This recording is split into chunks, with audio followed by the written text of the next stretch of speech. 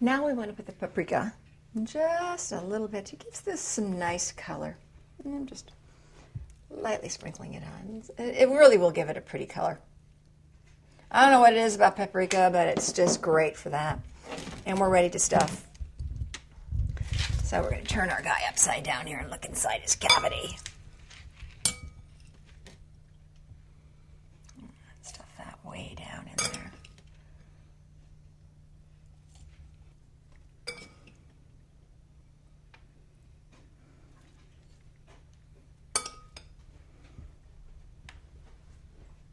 Okay, that's about all we're going to be able to get into our cavity without having it spill out. We want our little tail here. Now we're going to truss. Don't be afraid of this.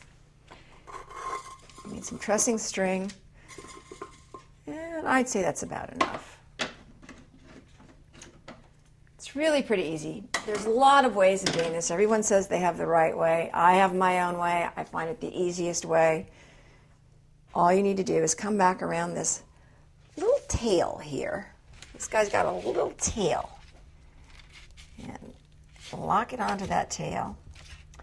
And I come up over the legs and crisscross my string as I come up.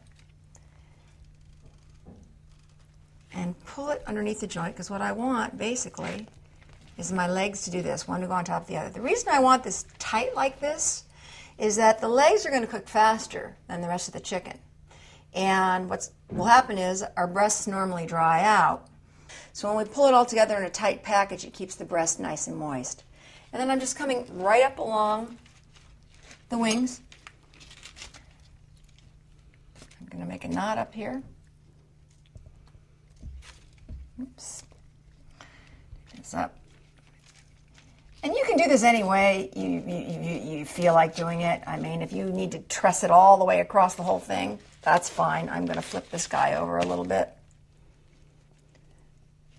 Give it one more tie. Nice and tight. And he's done. And one of the things we do as chefs is pull the breast up to give it a more uniform roasting. And we are ready to go into our oven, which I have preheated at 400 degrees. We're going to put it in at 400 degrees for about 20 minutes and then lower it to 350. And it'll go for maybe another 30 minutes, but we're going to check it as we go. One of the things I want to do just before I do that is cut some wonderful apple and shallot. And that's going to go with a little bit of chicken stock around the base of this chicken. And it's going to make for a wonderful sauce. Let me wash my hands.